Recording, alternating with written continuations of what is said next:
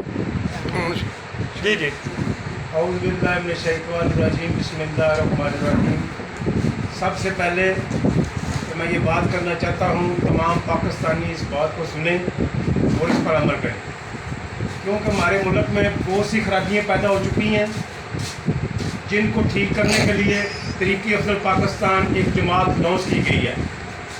तहरीक अफजल पाकिस्तान एक जमात लॉन्च की गई है और सबसे पहले मैं अपने पाकिस्तान के रेलवे का महकमा जो है इस पर आपको थोड़ी सी ब्रीफ दूंगा कि रेलवे के महकमे में जितने भी मुलाजमीन हैं, रेलवे का जो वज़ीर है, जो इस वक्त मौजूदा रेलवे का वज़ीर है, उसको ये नहीं मालूम कि मेरा रेलवे का साल का बजट क्या है और मेरा एक दिन का बजट क्या है और मेरा एक महीने का बजट क्या है। वो आती है दफ्तर में, साल बाद कहते हैं ये रेलवे 450 अरब रुपए का खसारे में है।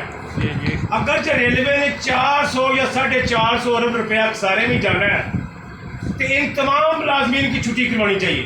सही है। इनको कोई रिटायरमेंट की जरूरत नहीं, इनको बिल्कुल मुकम्मल इनका खात्मा करना चाहिए, नौकरी से फारिग करना चाहिए। पीछे पाकिस्तान के नौजवान बड़े पढ़े लिखे हैं और अरबों रुपए रोज रेलवे की होती हैं, डेली अरबों रुपए होती हैं, लेकिन 1 रुपया गवर्नमेंट के खजाने में नहीं जाता। उसी तरह PIA को देख लो, जब भी हम खबर टीवी पर सुनते हैं कि PIA 350 रुपये खसारे में, क्यों PIA खसारे में क्यों जाता है? PIA खसारे में क्यों जाता है? PIA की इंतजामिया नायल करप्ट और तमाम जितने इसके जिम्मेदार लोग हैं सब करप्ट हैं।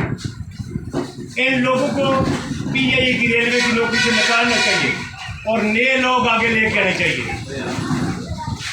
ये करप्ट का जब तक सिलसिला ख़त्म नहीं होगा, ये पाकिस्तान से करप्शन का खात्मा नहीं हो सकता। अरबों रुपये का किराया बनता है PIA का डेली, अरबों रुपये का किराया अपना बिल बनता है बिजली का डेली के हिसाब से। अवाम को क्यों नहीं बताया जाता ये बिलों के पैसे कहाँ जाते हैं? ये जो पेट्रोल गवर्नमेंट खरीद रही है 52 रुपये किलो, 52 रुपये लीटर, 52 रुपये लीटर खरीद कर 6 रुपये पंप वाला जनाब 6 रुपये लेता है, पंप वाला 52 रुपये पड़ता है और 123 रुपये लीटर बिक रहा है। ये अरबों रुपये का तेल डेली खर्च होता है, ये अवाम को क्यों नहीं बताया जाता ये रकम कहाँ है? और का सवाल